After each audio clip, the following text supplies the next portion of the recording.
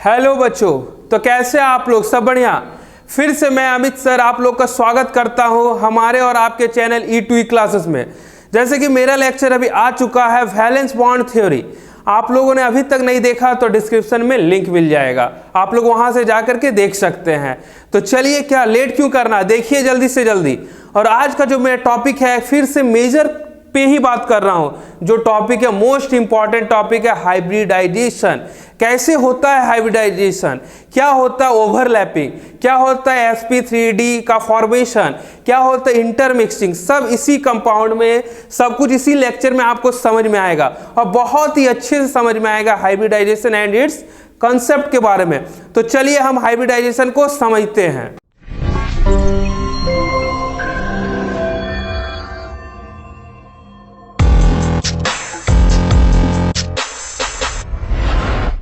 चलिए, तो मेरा टॉपिक आज का क्या था? हाइब्रिडाइजेशन। क्या बोले थे हाइब्रिडाइजेशन में? हाइब्रिडाइजेशन में भी आपको वैलेंस बॉन्ड थ्योरी को समझाया गया था हाइब्रिडाइजेशन से पहले। तो हाइब्रिडाइजेशन में क्या हो रहा था, ओवरलैपिंग को ही अच्छे से समझाया गया। जैसे क्या हो रहा था, अगर आप लोग वेजिटेबल या फ्रूट्स वगैरह में इंटरेस्ट रखते हैं, रखना चाहिए वैसे, ठीक है। देखिए क्या होता है, हाइब्रिड का कंसेप्ट को सबसे पहले समझाते हैं हम। खीरा इतना बड़ा कैसे आने लगा? अगर देहाती और चलानी का बात होता है ना, अगर चलानी जो खीरा होता है, जैसे चलानी इन द सेंस विलेज वाला खीरा, जो विलेज वाला बिना हाइब्रिड का यूज किए हुए, बिना कोई केमिकल का यूज किए हुए वो खीरा देखेगा और नॉर्मल रहता है, छोटा छोटा रहता है, ठीक है।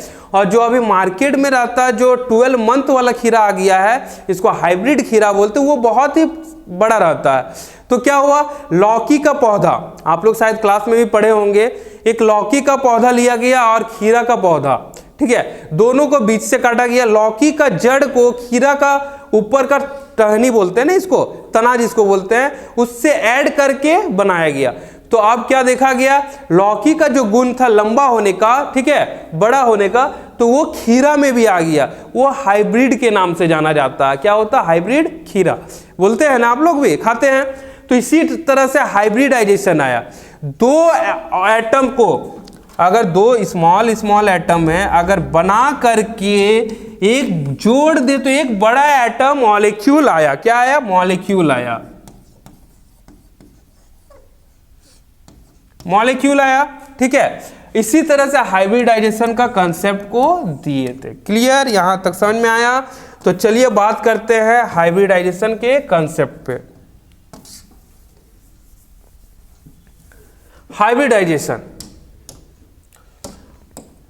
Hybridisation is the intermixing of two different atomic orbital for the formation new hybrid orbital. यहां पर ही देखिए, हम दो एटॉमिक ऑर्बिटल से ही ना बनाए इसको जी, ठीक है। तो दो डिफरेंट ऑर्बिटल, दो डिफरेंट, एक क्या बोले लौकी का पौधा और एक क्या बोले हम खीरा का पौधा, पौधा इन द सेंस, ठीक है, वही आया। दो different orbital making atomic orbital called, एक नया फॉर्मेशन हुआ, ठीक है।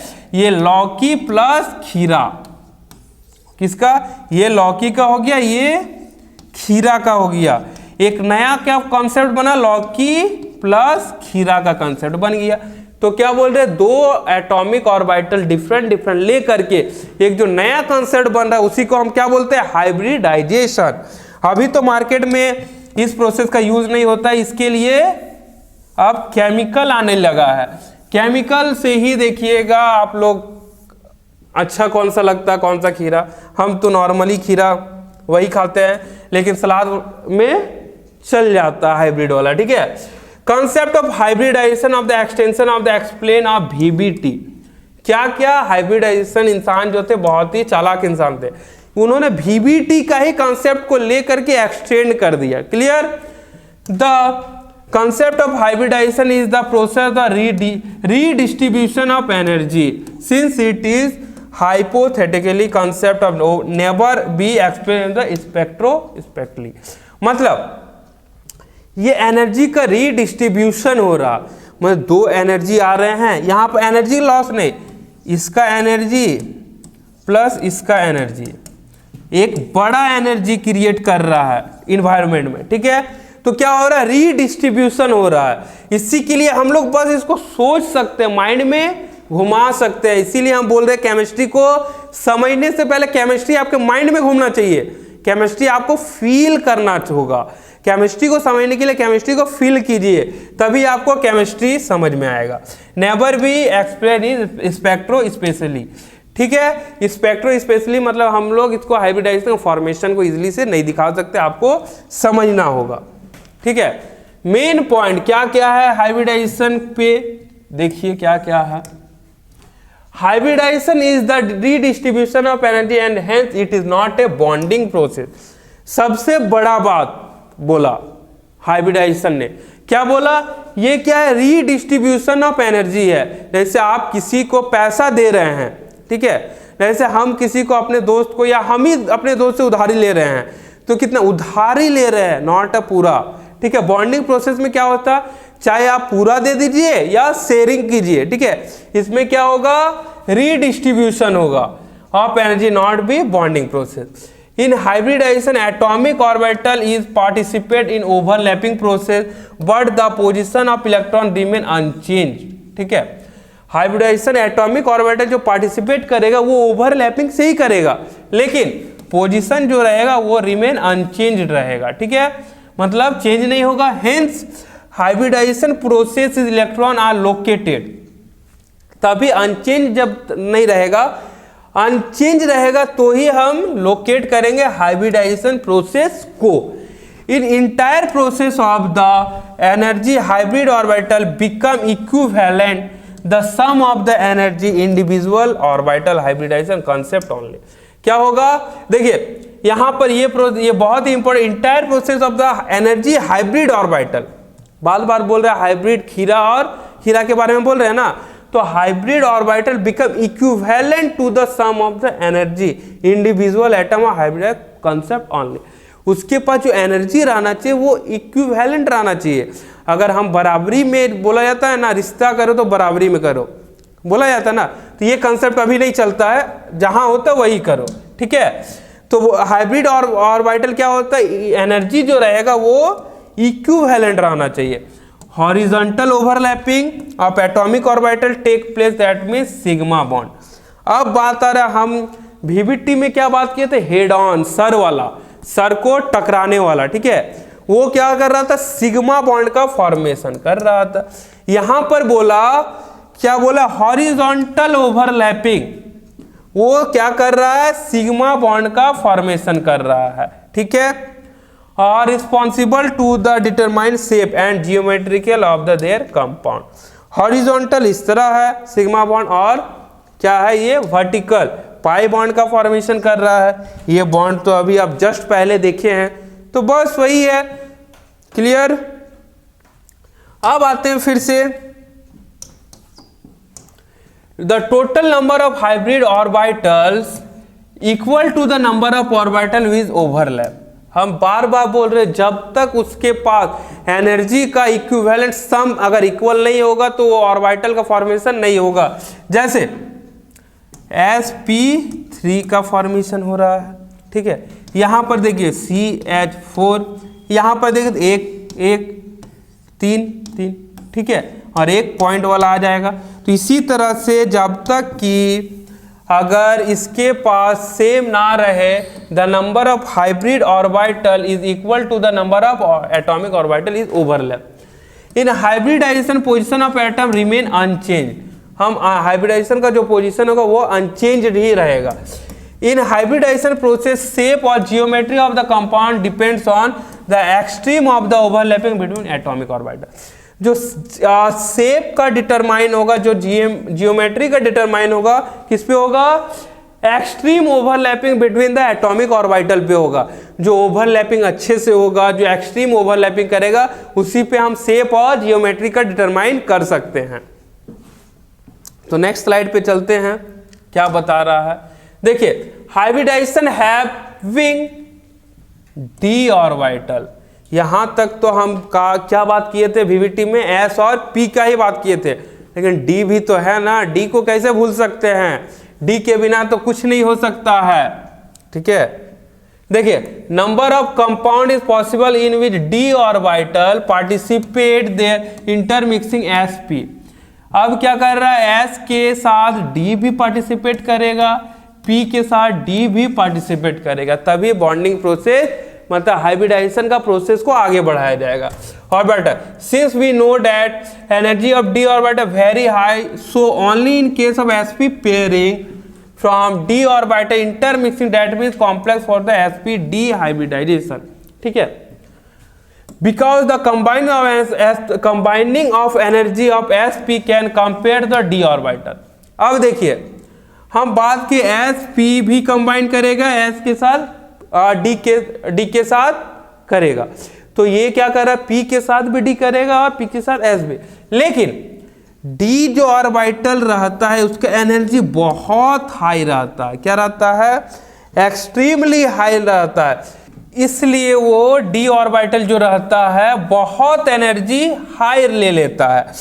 तो अगर d ऑर्बिटल जो एनर्जी हाई ले रहा है, इसका एनर्जी जब हाई रह रहा है तो s और p का एक साथ उसके एनर्जी के साथ इक्विवेलेंट करेगा, अकेले अकेले डी के साथ नहीं सकेगा।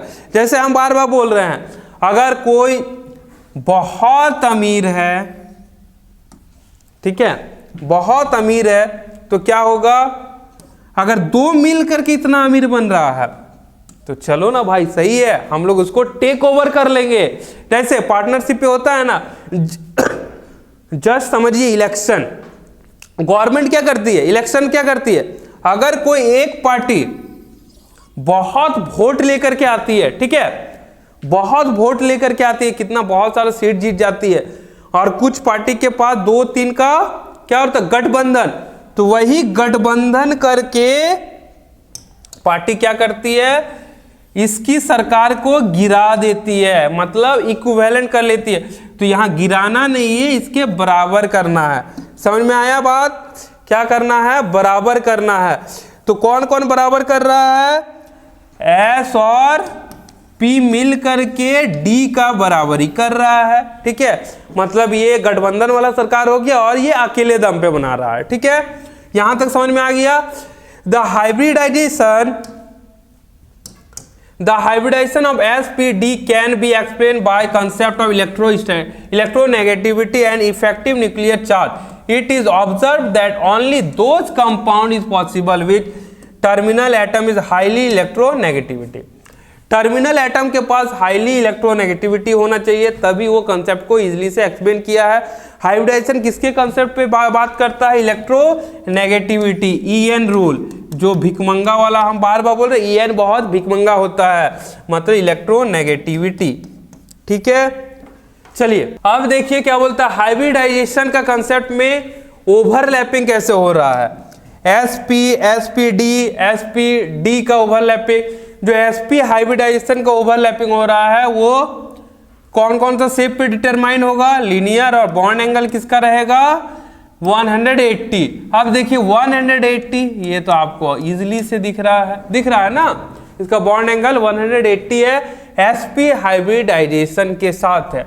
परसेंटेज ऑफ हाइब्रिडाइजेशन आप लोग निकाल लीजिएगा, s कैरेक्टर p कैरेक्टर, यहाँ पर परसेंटेज निकालने के लिए s और p 2 है, तो अगर 2 है तो इसका s का 50 रहेगा, p का 25 रहेगा और p का 25% रहेगा, मिलकर के 100 बन रहा है, ठीक है, बॉन्ड एंगल 180। अब इसका 2 नंबर आ गया, ये 1 नंबर ले लेते, sp3 हाइब्रिडाइजेशन। देखिए इसका एग्जाम्पल ले लेते, एक बहुत कॉमन सा एग्जाम्पल, बच्चा को मालूम होगा, CH4 है ना, केमिस्ट्री में 10th में ये बहुत कार्बन एंड इट्स कंपाउंड में बहुत लंबा चेन बनाए होंगे आप लोग, और चेन जब बनाते थे तब इस तरह कुछ बनाए होंगे, लेकिन ये सही है बच्चा, क्लियर। इसका टेट्राहेड्रल शेप होगा sp3 का, और एंगल होगा 109 डिग्री, ईच में एंगल होगा 109 डिग्री, क्लियर। चलिए अब चलते हैं sp2 के बारे में बात करते हैं, sp2 ही है ना, हाँ, sp2 के बारे में बात करते हैं। sp2 का बात होगा, जो शेप रहेगा वो ट्राइगोनल प्लेनर रहेगा, और जो एंगल रहेगा इसका 120 डिग्री रहेगा। इसका जो एंगल शो करेगा 120 डिग्री शो करेगा। क्लियर। sp3d का बात करते हैं, इसका शेप होता है, इस पे बहुत सारा डिस्टॉर्शन भी आता है, तो वो बात का बात है। Triangular by pyramid, triangular by pyramid angle होगा 120 डिग्री एंड 90, ये हो जाएगा 120 डिग्री हो जाएगा, ये हो जाएगा 90 डिग्री। ठीक है, देख लीजिए कैसे क्या होता है। sp3d में आएगा 120 डिग्री और 90 डिग्री। एंगल याद रखिएगा हर एक का, और नाम, शेप, हाइब्रिडाइजेशन, ये बहुत ही इंपॉर्टेंट टॉपिक है आपके एग्जाम इंटरव्यू से। ठीक है, एग्जाम पॉइंट ऑफ व्यू से बहुत ही इंपॉर्टेंट टॉपिक है। जैसे कि आप लोग का 15 मार्क्स में भी आ सकता है, 5 मार्क्स में भी आ सकता है, कहाँ तक, ये सब सारा कुछ आपको एक्सप्लेन करना होगा कॉपी में। और डायग्राम बनाइएगा तो अच्छा सुंदर लगेगा कॉपी। ठीक है, बड़ा बड़ा डायग्राम बना दिए। देखिए तो एग्जाम आपका जो बीएससी का एग्जाम होता है वो बस और बस केमिस्ट्री में 2 घंटा से अधिक नहीं लगेगा। ठीक है, 2 आवर से अधिक नहीं लगेगा। तो आप कॉपी को सरियाइए, समझे, इसको फेयर बनाइए, जैसे होता है ना फेयर। ठीक है, खुद को अच्छे दिखने के लिए फेयर करते हैं ना, तो इसी तरह कॉपी को अच्छा देखने के लिए डायग्राम अच्छे से कीजिए। ठीक है, अब आते हैं लास्ट और मोस्ट इंपॉर्टेंट, 5वां होगा ना, इसका भी डिस्टॉर्शन बहुत होता है, sp3d2। इसका जो शेप होता है ऑक्ट्राहेड्रल और एंगल 90 डिग्री रहता है, हर एक का एंगल 90 डिग्री। ईच जो एंगल होगा 90 डिग्री का होगा, आपको करना होगा इसका। बहुत ही मजेदार टॉपिक है, हाइब्रिडाइजेशन हो गया, बहुत ही केमिकल बॉन्डिंग का बहुत हॉट टॉपिक में से जाना जाता है। Hybridisation, VBT, VSEPR, molecular orbital theory, Fajans rule, बहुत ही हॉट टॉपिक बोलते हैं इसको। ठीक है, अब देखिए इंटरमिक्सिंग, अभी जस्ट बताया sp का sp रहेगा तो s का 50 रहेगा तो p का भी 50 रहेगा। अब p बात करते हैं sp2 में, s33, ये देखिए p बढ़ा, ये भी बढ़ा। sp3 में ये घटा, ये बढ़ा। इसी तरह sp3 में s कैरेक्टर, p कैरेक्टर, आपको बस निकालना आना चाहिए। अगर निकालना नहीं आता है तो एक बार आप स्क्रीनशॉट ले लीजिए, या हमारे ऐप पे भी नोट्स अवेलेबल हो जाएगा, कौन सा E2E क्लासेस के ऐप पे, और डिस्क्रिप्शन में जितना भी हम लेक्चर कर रहे हैं डिस्क्रिप्शन में लिंक मिल जाएगा, आई बटन पे लिंक मिल जाएगा। अगर आपको कोई भी प्रॉब्लम हो रहा है तो यहाँ पर आ करके आप पूछ भी सकते हैं। हमारे E2E क्लासेस का ऑफलाइन बैच भी चलता है, आप लोग आ सकते हैं और हमारे E2E क्लासेस में विजिट कर सकते हैं। ठीक है, इतना सारा, कोई भी डाउट रहे आप लोग मैसेज कीजिए। अब आता है इक्विवेलेंट हाइब्रिड ऑर्बिटल। ठीक है, अब इसका equivalent hybrid orbital, if all the hybrid orbital after hybridization are equivalent one another in all the equivalent hybrid orbital is called equivalent hybrid orbital। मतलब अगर हाइब्रिड ऑर्बिटल इंटरमिक्सिंग करके एक बना रहा है तो इक्विवेलेंट हाइब्रिड ऑर्बिटल होना चाहिए, one another in all equivalent hybrid orbital. उसके साथ जो भी रहेगा एक इक्विवेलेंट फॉर्म में रहना चाहिए। इक्विवेलेंट का मतलब लीनियर चलना चाहिए, हम चले तो तुम चलो, मतलब बोला जाता है ना, हम भी चलते हैं तुम भी चलो, साथ साथ कदम बढ़ाते हैं। तो इक्विवेलेंट में साथ साथ कदम बढ़ा रहा है। For example sp3 s plus px py pz produce the equivalent orbital that is example of sp px py pz। p distribution होता है 3 सेल में px py pz। ठीक है, और d डिस्ट्रीब्यूट होता है 5 सेल में। 5 सेल का कमेंट आप लोग कीजिएगा, तभी हम नेक्स्ट लेक्चर में d का 5 सेल का बताएंगे। Non equivalent orbital sp3d, the 5 hybrid orbital are not equivalent, the 3 hybrid orbitals rising from sp y are equivalent lying at the angle 120। हम जो 120 और 90 डिग्री का कंसेप्ट पता है ना, बस उसी तरह है। in the planar xy the other 2 hybrid orbital made up pz square are projected mutually 180 perpendicular to the X Y. Plane कैसे होता है, एक कुछ प्लेन अगर ड्रॉ करें, ये हो गया x, ये हो गया z। ठीक है, अब यहां क्या बोल रहा है, px और py, एक तो मेरा ये पी एक्स और पी वाई का कर रहा है 120 डिग्री कर रहा है, लेकिन पी जेड का स्क्वायर जो बना रहा है वो 180 डिग्री पे कर रहा है, मतलब ये यहाँ से कहीं लाई करवा रहा है। क्लियर, समझ में आ रहा है? नहीं आ रहा तो बार बार बोले कमेंट कीजिए, हमारी E2E क्लासेस का ऐप पे विजिट कीजिए, और हमारे या वहाँ पर भी दिक्कत हो रहा है तो हमारे E2E क्लासेस का ऑफलाइन ऐप, ऑफलाइन बैच पे भी विजिट कीजिए। चलिए, इसी के साथ मेरा ये सब सारा कंप्लीट होता है। हाइब्रिडाइजेशन कंप्लीट हो गया, आपका VBT कंप्लीट हो गया, वेस्पर कंप्लीट हो गया। तो हमारे साथ जुड़े रहिए और सारे लेक्चर को देख करके अपने नोट्स बनाइए, आपको एग्ज़ाम अच्छा होगा। तो हम चलते इसी के साथ, कुछ नया कुछ लेक्चर को और भी आने वाला होगा। आप लोग हमारे साथ E2E क्लासेस के साथ बने रहिए। चलिए, मिलते हैं बहुत जल्द।